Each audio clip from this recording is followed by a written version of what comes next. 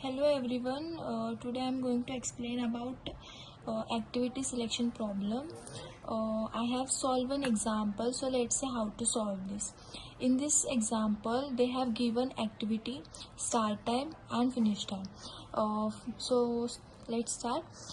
Step 1 is definition. We have to write a definition. So as per definition, it means the activity selection problem is defined as given a set of activities with the start time and finish time. Select the maximum size subset of mutually compatible activities. Two activities are said to be compatible if the time intervals do not overlap. So in this problem, we make a set of activities which do not overlap each other.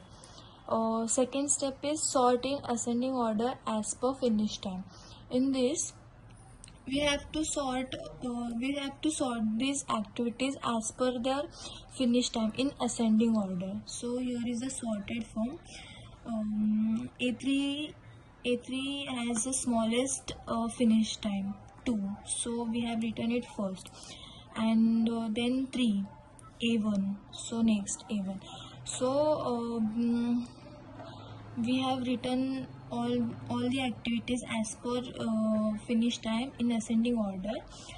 So then we check the status. मतलब अभी इधर देख सकते हो आप कि start time क्या है 1 है A3 का, और फिनिश टाइम का क्या है 2, और फिनिश टाइम क्या है 2. सो स्टेटस क्या है, अभी ये फर्स्ट एक्टिविटी है हमारी A3, सो इसका स्टेटस यस होगा. फिर नेक्स्ट एक्टिविटी है A1, उसका स्टार्ट टाइम क्या है 1, पर अपना जो A3 का फिनिश टाइम क्या था 2, तो उसके बाद 2 क्या है ग्रेटर है 1 से. सो हम लोग इसके बाद A1 नहीं स्टार्ट कर सकते. सो A1 हमारा स्टेटस क्या हो जाएगा, कैंसिल हो जाएगा, नो हो जाएगा, रिजेक्ट कर देंगे हम उसको. फिर नेक्स्ट होगा A2 का स्टार्ट टाइम क्या है 0, वो भी 2 से छोटा है. सो हम लोग A2 स्टार्ट नहीं कर सकते, तो वो भी कैंसिल कर देंगे, नो लिख देंगे. फिर आया A7. अभी A7 का स्टार्ट टाइम 3 है, और A3 का फिनिश टाइम क्या था 2, पर अभी 2 3 से छोटा है. सो हम लोग A7 को ले सकते हैं. कैसे, अभी उसके बीच में थोड़ा सा 1 घंटे का हो, कुछ भी मतलब थोड़ा सा गैप हो गया, पर ये 2 छोटा है, तो हम लोग A7 को ले लेंगे, एक्सेप्ट करेंगे, उसका स्टेटस यस हो जाएगा. फिर नेक्स्ट एक्टिविटी है A8, उसका स्टार्ट टाइम क्या है 4, पर अपना फिनिश टाइम मतलब A7 किधर एंड हुआ है 5 को, पर फिर इधर 5 क्या है बड़ा है 4 से. सो A8 रिजेक्ट हो जाएगा. फिर आया A4 का स्टार्ट टाइम 4 है, वो भी A5 से छोटा है, सो वो भी रिजेक्ट हो जाएगा. फिर आया A6 का स्टार्ट टाइम 5, सो 5 और फिनिश टाइम अपना क्या था 5, सो हम लोग ये एक्सेप्ट करेंगे. फिर अभी अपना फिनिश टाइम क्या है 8. अभी लास्ट एक्टिविटी क्या बचे A5 का स्टार्ट टाइम 2 है, पर 8 2 से बड़ा है, सो हम लोग वो रिजेक्ट कर देंगे. फिर स्टेप 3 में क्या लिखेंगे, अभी इधर कौन से हम लोगों ने एक्सेप्ट किए हैं एक्टिविटीज़, वो है A3, A7 और A6, कुल मिला के 3 एक्टिविटीज़ हम लोगों ने एक्सेप्ट किए हैं. सो स्टेप 3 में हम लोग फाइनल रिजल्ट लिखेंगे, जैसे कि 3 activities are selected for execution in the following order and timeline. मतलब ऑर्डर क्या है अपनी A3 स्टार्ट हो गया, मतलब A3 से स्टार्ट हो गया 1 से 2, फिर हम लोग आए A7 पे, 3 पे स्टार्ट हुआ 5 तक, फिर हम लोग A6 पे गए 5 to 8, ऐसे अपना ऑर्डर आया A3, A7 और A6.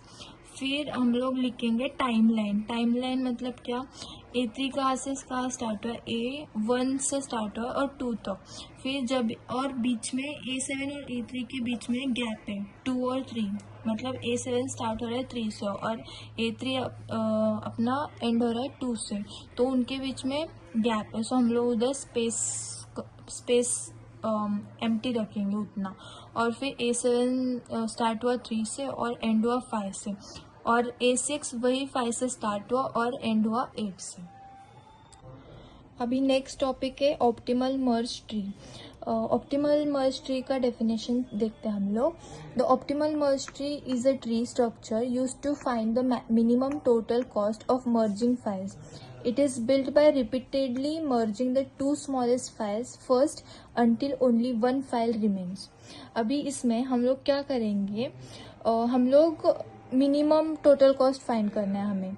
तो हम लोग क्या करते हैं, दो जो स्मॉलेस्ट फाइल्स रहते हैं उनको मर्ज करके, एक एक मर्ज करके लास्ट तक एक ही बचेगा, मतलब तब तक हम लोग मर्ज करते जाएंगे स्मॉलेस्ट फाइल्स को ऐड करते करते, और फिर हमको टोटल कॉस्ट मिलेगी। जैसे कि हम लोग एग्जांपल में देखते हैं, find the optimal merge tree for 5 files whose length are 50, 10, 20, 5, 30।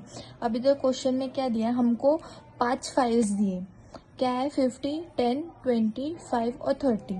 सो अभी हम लोग ये क्या स्टेप 1 क्या रहेगा हमारा, हम लोग इनको असेंडिंग ऑर्डर में सॉर्ट कर लेंगे मिन हीप में। तो फिर पहला क्या आएगा अपना 5, 10, फिर 20, फिर 30, फिर 50। हम लोगों ने इसको असेंडिंग ऑर्डर में सॉर्ट कर लिया। अभी नेक्स्ट स्टेप होगा, हम लोग जो स्मॉलेस्ट 2 फाइल्स है उनको मर्ज करेंगे, मतलब ऐड कर देंगे। अभी द स्मॉलेस्ट कौन सा था, 5 और 10।